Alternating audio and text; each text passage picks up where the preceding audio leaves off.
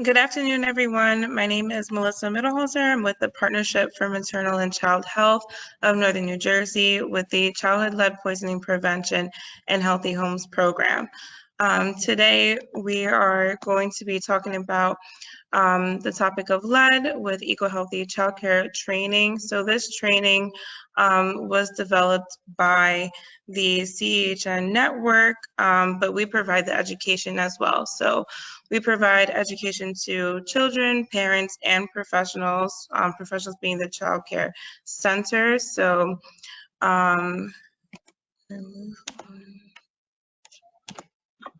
okay. So in collaboration with the Children's Environmental Health Network, we do provide this training.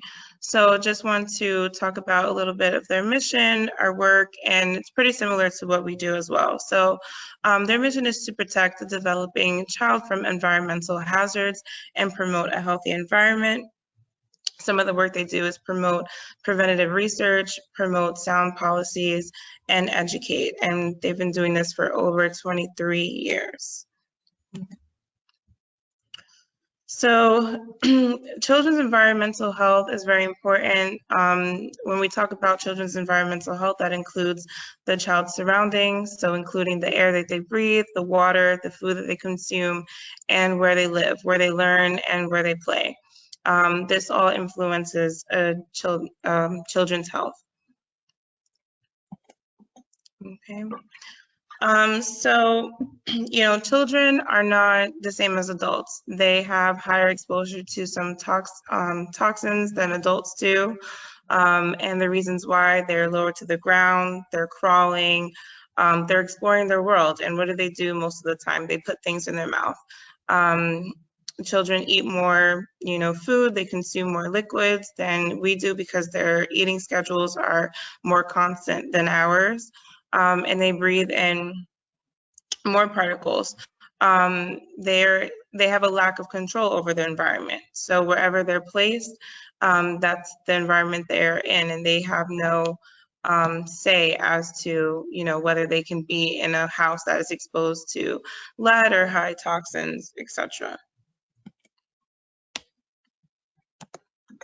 Okay, so they're more vulnerable to harm from the exposures and what can happen when they are exposed. So this can result in organ systems, so developing metabolism and excretion are not as efficient.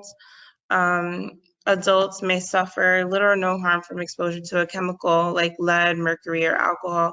But when the same exposure is released to a child, it can cause lifelong damage. Okay, and so as child care center workers, you're the first, along with parents, you're working with these children, they're in your care for the majority of the time that they're spending. So this is why this information is very important for you to understand as well.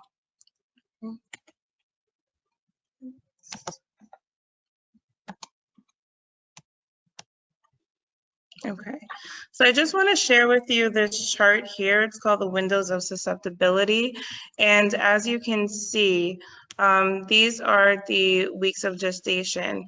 And from the time you can see at week 3, when the fetus is developing, to week 16, that the central nervous system is the most susceptible to, any chemicals coming in, anything that can be changed.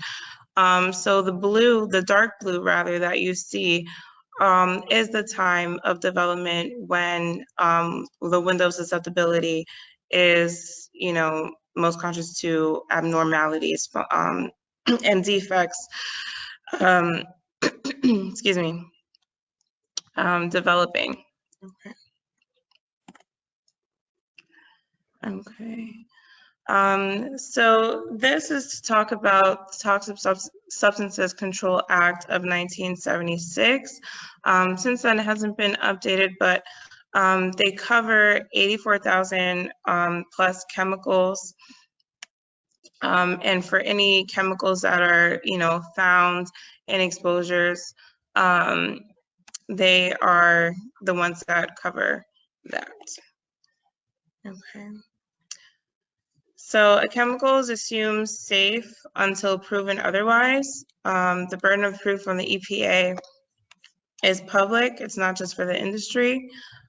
This makes testing a bit challenging and makes restriction or bans challenging as well. Move on to the next slide. Okay, so how are children exposed? I'm sorry about that. What do they do all the time? They eat things, they're putting their hands in their mouths, so ingestion. So it's what we eat and what we drink. So they're exposed to chemicals, to lead through food, beverages, soil, and dust, as well as inhalation. So what we breathe in. Children especially can be exposed through lead. We're going to talk about lead typically in this session. So with leaded dust, they can breathe that in and it gets exposed and into their body.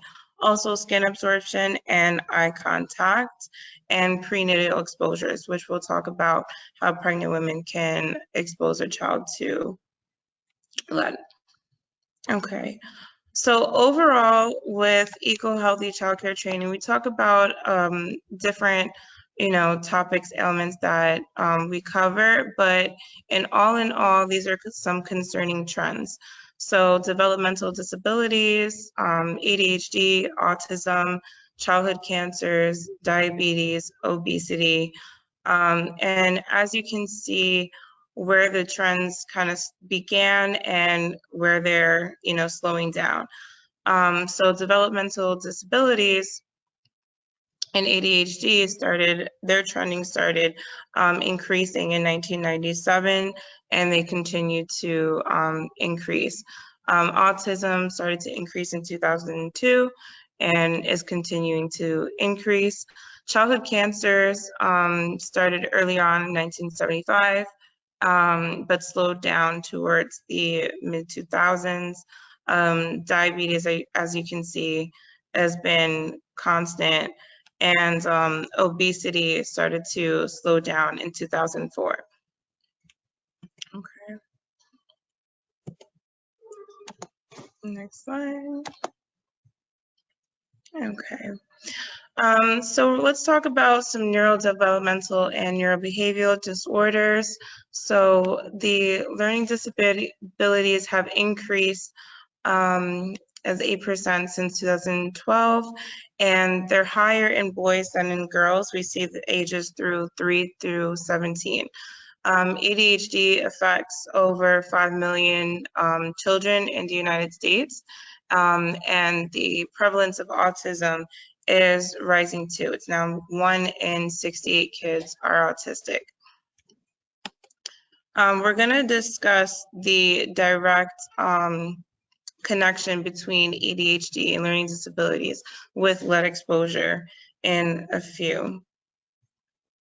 So the leading cause of school absenteeism is actually asthma. So when we talk about, a child's environment, there are some ailments that can cause, asthma triggers that can cause a child to have asthma, such as dust exposure, mold exposure, lead, and even like pests. So we also see a discrepancy amongst African American children having a higher prevalence with 16% more. And as I mentioned before, this is the number one reason why kids stay home from school is because of an asthma attack. Okay, so as I mentioned, there are triggers. So air pollutants, we have some outdoor pollutants such as, the ozone, smog, particulate matter, nitrogen dioxide, and those sort of things we can't really control, but the indoor triggers we can. So the indoor triggers are tobacco smoke, mold, dust mites, cleaning products, fragrances, pet dander, sweat, urine, and cockroaches. Okay. So environmental factors may play a role in 25% of cases of developmental disabilities and defects. So that's very important because a child may have a chance to have a better, outcome with their development and their learning capabilities if the environment is, free from these things. So lead, pesticides, tobacco smoke, traffic pollution, and methylmercury.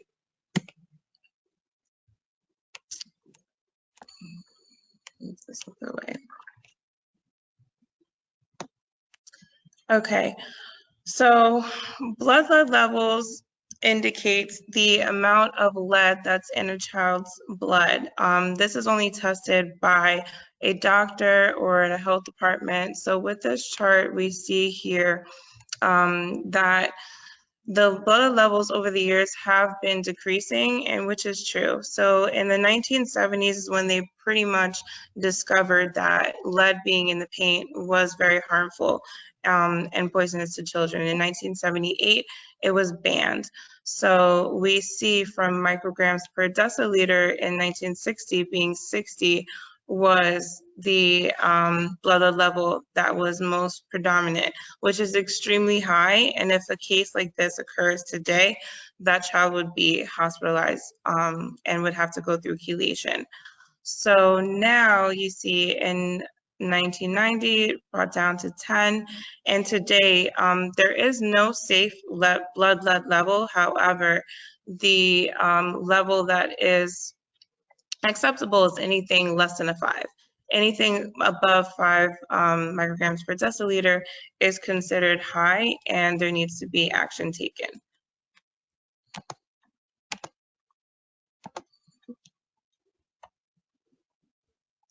Okay, so is the environment to blame? Let's see. It's not only the environment. So if you can see around the child who's in the middle, these are all factors that affect a child's health. So you have environment, nutrition, healthcare quality, parenting, housing, healthcare access, economic factors, genetics, and social factors all play a huge role.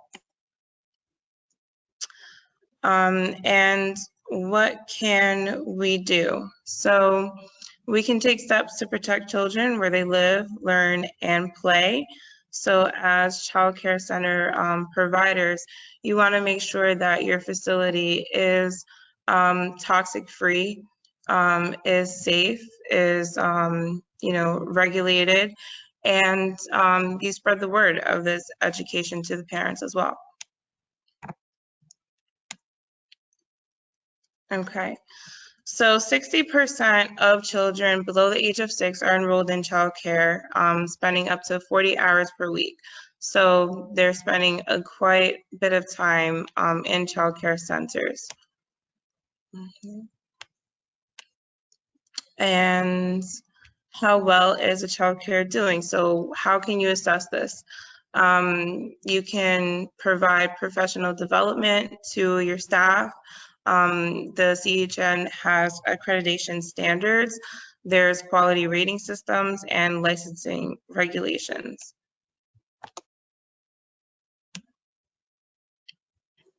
Okay, so with the eco-healthy childcare training, we do cover 11 topics.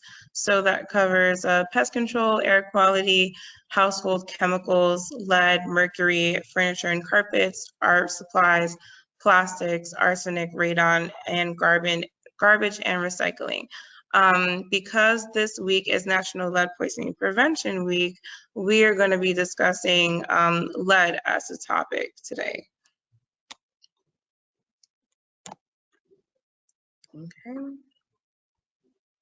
Okay. And I also have Amy with us on our team. So she'll be asking some questions just to try to make a dialogue for today. And if you do have questions, feel free to drop them in the chat and we'll discuss it after the PowerPoint is done. Yes. Okay, hi, good afternoon. Sorry? If you have a question, then I'll read it at the end, and we'll be doing some Q&As throughout the PowerPoint. Thank you, Amy. Mhm. Okay, so let's talk about what lead is. So what is lead? It is actually a metal. It's a natural metal found in the earth. However, it is toxic. It's odorless, it's colorless, and we can find it in the air, in water, in soil, in household dust, in industrial and consumer products. Past contamination continues to exist in the environment. So lead used to be in the gasoline. Here in certain countries, they still use leaded gasoline, but since lead is a metal, you can't just, it doesn't disintegrate. So it may still linger in soil, especially in industrial, you know, highways, and, you know, New Jersey has many, many highways. So that is actually a reason why we teach our kids to leave their shoes at the door when they come home. Okay, so let's go over some of the sources of lead. So lead-based paint pre-1978. Okay, so a lot of homes, especially in northern New Jersey, have homes that were built before 1978. And even if you paint over that paint still exists. So when you go to do home repairs or remodeling and you're breaking down walls, that dust that is exposed is leaded dust, okay? And children can be exposed to that by breathing that in. Pregnant women can be exposed to that by breathing that in. Okay, gasoline, as I mentioned, pre-1970s, 1980s, the industry, so auto repair, smelters, etc. Plumbing fixtures. So we've seen in the news, you know, lead in water, plenty of times. And it's not so much that lead is in water, it's due to the fixtures being lined with lead that cause the exposure. Mhm. And Melissa, if I can just ask you a question. Yeah, So sure. you mentioned Flint, Michigan in the news about leaded pipes. I'm sure a lot of people know about that, but we in New Jersey, we have a lot of older homes. So I was wondering if that would be a concern about the water infrastructure in New Jersey. Do we have those kinds of issues here, or anything in the news recently in New Jersey? Yeah, great question, Amy. Actually, yes. It's been in the news a little bit, but Flint, Michigan, if you know, has poisoned children through leaded water. And that has been a huge topic in the news for a couple of years now. But New Jersey actually has higher rates of you know, children exposed to lead in the water in New Jersey, and that's because of the aging infrastructure. So we have cities like Newark, Irvington, a lot of the high urban areas, you know, Patterson. We all have experienced these issues, and they're working to repair these leaded pipes. If you do have a question about if lead is in the water in your town, what you can do is either contact your water company, or you can ask the health department, and they can actually tell you exactly what is in your water, what other chemicals are in your water, and what the acceptable safe levels are. Okay. So what else? So there can be lead in vinyl products such as blinds, raincoats, shower curtains, lunch boxes.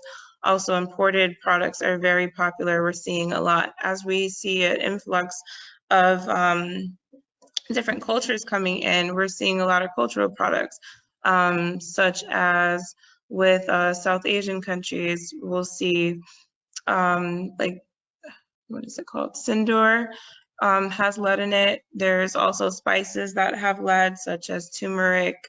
And it's not to say that every batch of turmeric or certain spices has it.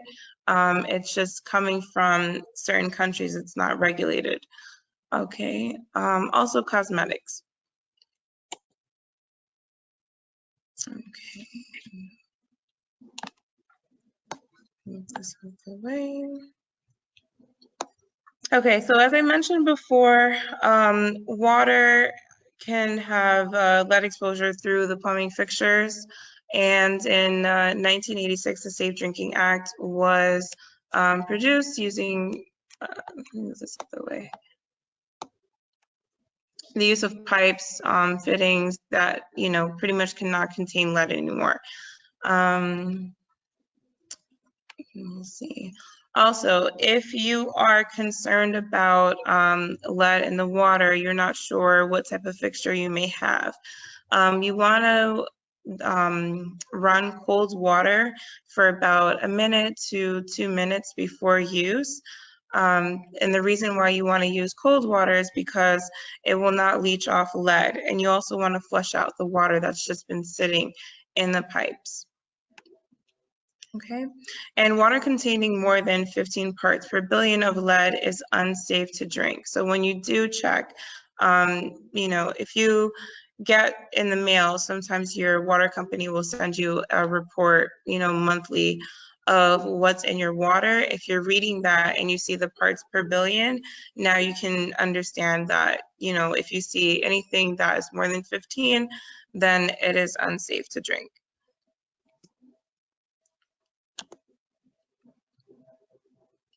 All right, so let's talk about what happens in the body when lead is present. So lead enters through the blood, and it travels throughout the body, to the brain, to the bones, and it does its damage.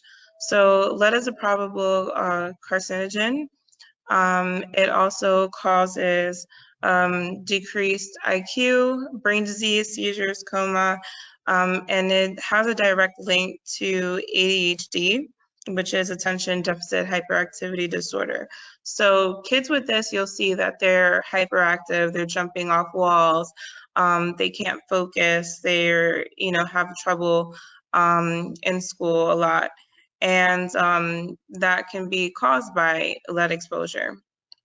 A lot of times parents don't know that their child has been exposed to lead until it's too late, until they're in 3rd grade and they have trouble in school, because it's silent and it's not something that you see that has symptoms. A blood test is the only way to know if a child does have lead. Also, it can cause delayed onset of puberty, decreased height, and anemia, also kidney problems, and very high levels can actually be fatal. So Melissa, another question for you. You're talking about lead levels.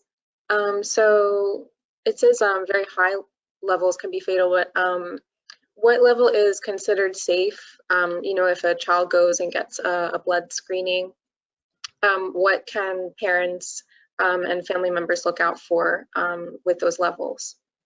Sure, great question. As I mentioned, I touched on it a little bit, but when your child does go for a checkup, the doctor may, insinuate that the child needs to be tested for lead, and sometimes they don't.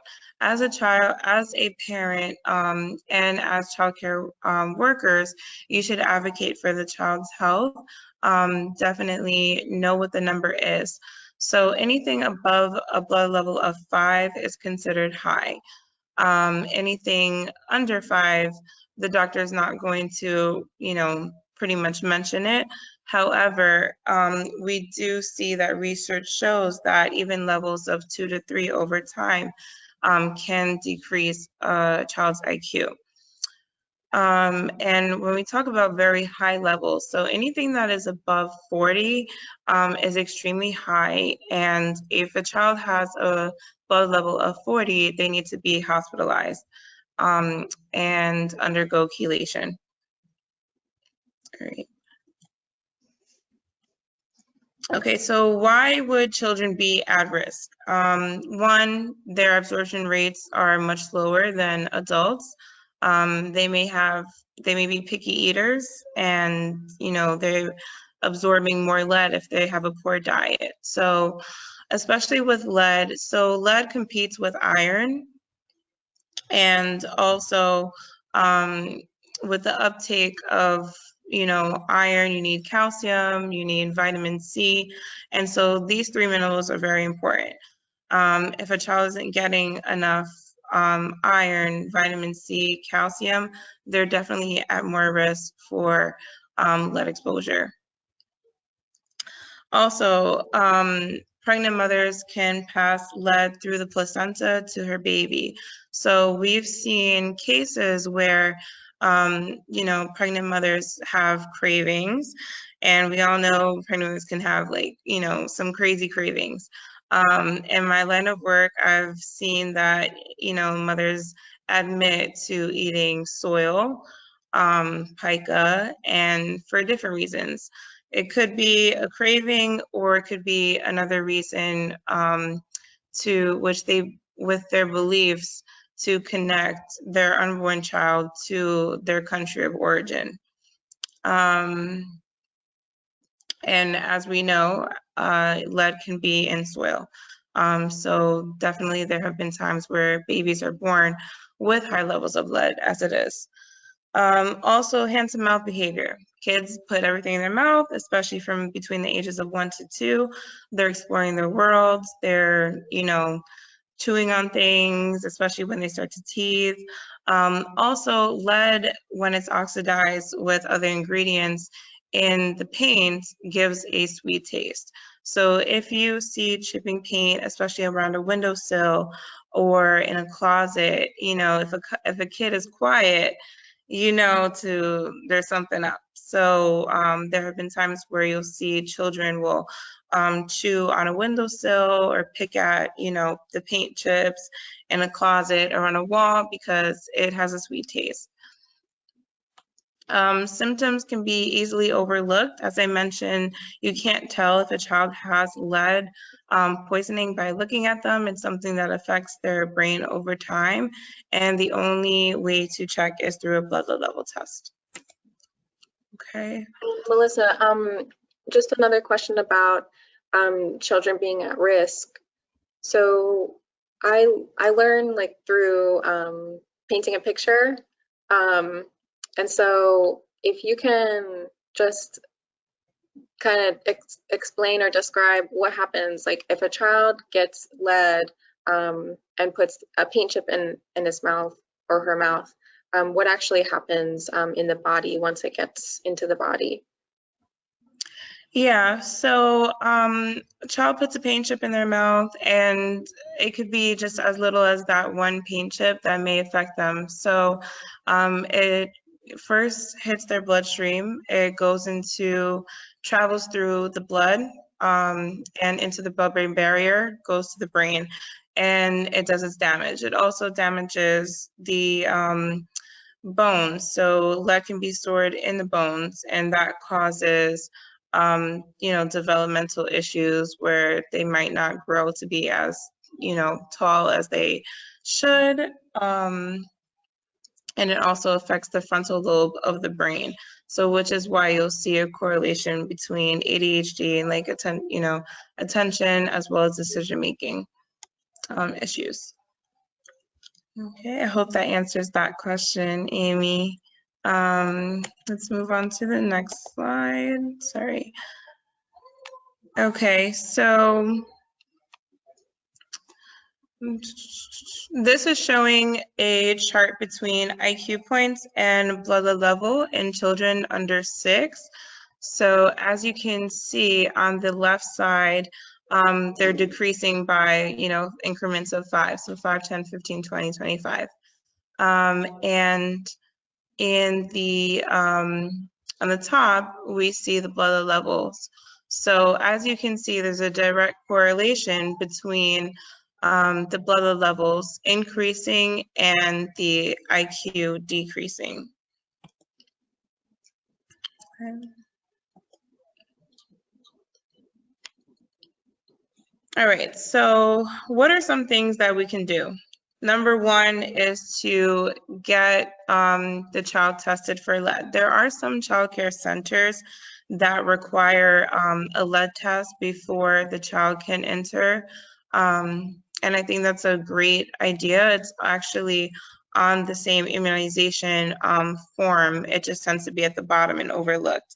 But along with immunizations, as a parent or as a childcare, advocate, definitely mention to the parents, has a child been tested for lead?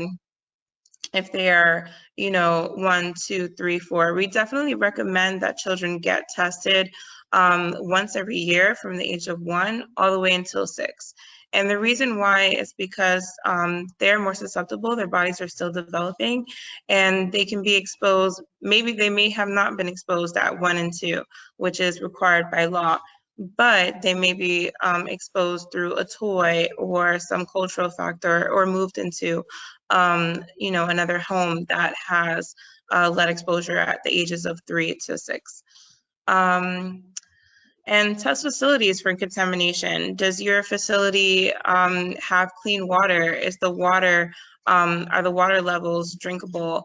What about the paint? An XRF machine from health departments can test through, I forget how many layers of lead, but many, many layers of paint to see what the level of lead is there. Also, dust and soil, are the facilities clean? Are they dust free? Okay. All right, what else can we do?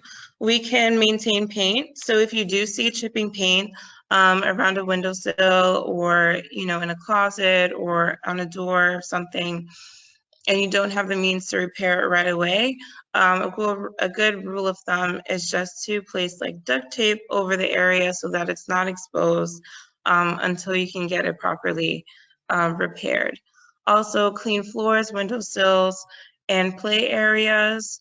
Use cold water for drinking, cooking, and making baby formula. You want to make sure that you're washing toys, bottles, pacifiers with soap and water weekly, and before and after the children play. You also want to make sure that there's a area that's designated for the children to take their shoes off. And we definitely advocate and teach that children should take their shoes off when they come home, leave it at the door. Not only is it good just to keep your home, clean, but we know that lead can be in the soil, so we don't want to, bring that all over the home. Okay, next. Okay. The EPA, you can visit the EPA.gov /lead for more information and renovate, rights and guides. What else can we do? So we can avoid imported or handmade pottery or food to eat out of.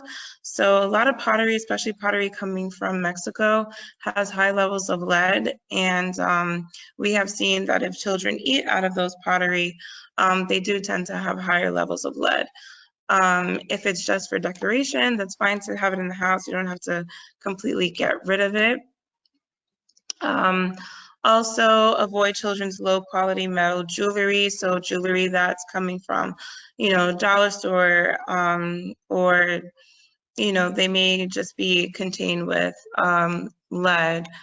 Also visit the cpsc.gov, so that's the Consumer Product Safety Commission, and they're responsible for allowing the public to know what products are recalled and for what reasons. And you'll even see reasons for lead in some items. Excuse me. You also want to be aware of artificial turf that can also have lead, and traditional remedies. And as I mentioned before, a rich diet in iron, calcium, and vitamin C can also prevent lead absorption. Okay, so we're going to talk about education and awareness. Okay, so moving forward, what can you do? So assess what you're doing right. Talk to your child care center staff, have some check-ins on, the safety of your facility. Decide on 1 or 2 more things that you can try to do and incorporate over the next 6 months, whether that's having like the health department, check if your, facility is lead safe. You also want to check the water, and share this information with your staff and parents as well. All right. How to spread awareness. So there's a lot of different things we can do to spread awareness. Myself and my team, we're on social media and we post information, especially during National Lead Poisoning Prevention Week. We've been out in the community, with events, outreach events, and sharing the education. So teach children, maybe have like a checklist for them. We provide the children presentations as well, and they actually really grasp this information. So, the 4 key principles that we teach them is to, 1, wash your hands before you eat, 2, stay away from peeling paint, 3, leave your shoes at the door, and 4, see a doctor for a blood test. That is sung in song, it's chanted. We have them watch a Sesame Street video, which Elmo and his friends talk about that. Excuse me. So just talking about those points are very important. Have children practice recycling, start that off early. If you have a separate bin for recycles versus garbage, show your kids that, these bottles, plastics go into the recycle as well. You want to incorporate new environmental health policy into existing policies. And you might want to hang up signs, posters you can get from the Eco Healthy Childcare website. Okay, signs for no smoking, anti-idling, and share fact sheets with parents, staff, and the community. All right, so I'm gonna just wrap up what we learned. So we understand that protecting children is important. They cannot do it themselves. They can be exposed through harmful, contaminants, toxins from the environment, from whether it's the home, whether it's outside. And it's up for us to really ensure their safety and working together with providers, with parents, to advocate for their health. We can provide resources, technical assistance, and trainings to child care centers.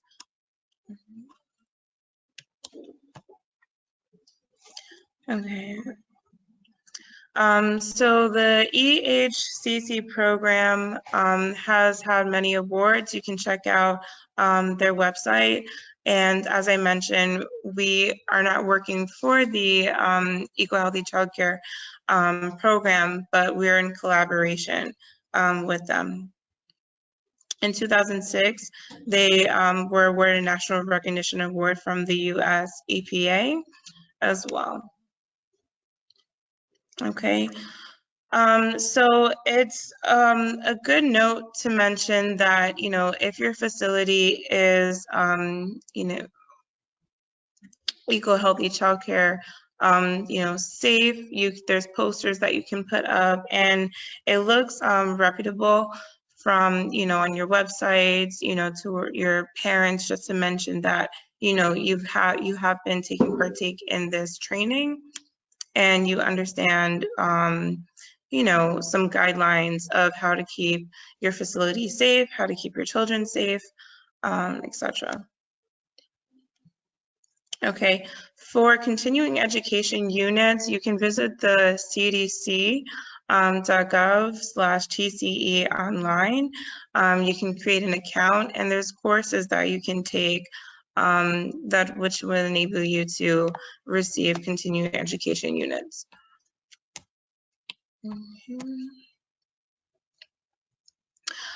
So to make this happen, a special thanks to the Cedar Tree Foundation, to the W.K. Kellogg Foundation, Kresge Foundation, U.S. Department of Housing and Urban Development, Center for Disease Control and Prevention, the U.S. Environmental Protection Agency, the Agency for Toxic Substances and Disease Registry, and our host, so which is you. So thank you so much, everybody, for tuning in on this Thursday afternoon. This webinar will be recorded, and so we will send it out to childcare centers.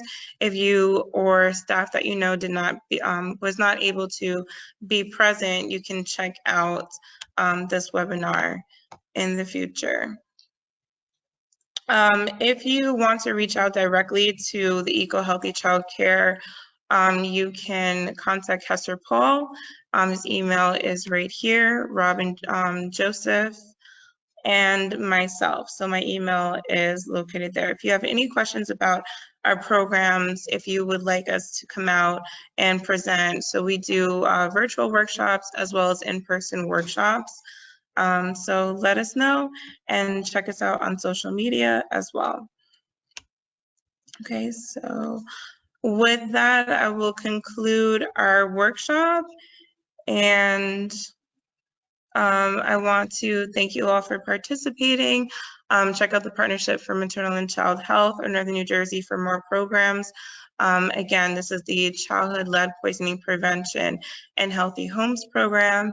And in light of National Lead Poisoning Prevention Week, we are discussing lead and related topics this week. So I hope you all have a great afternoon,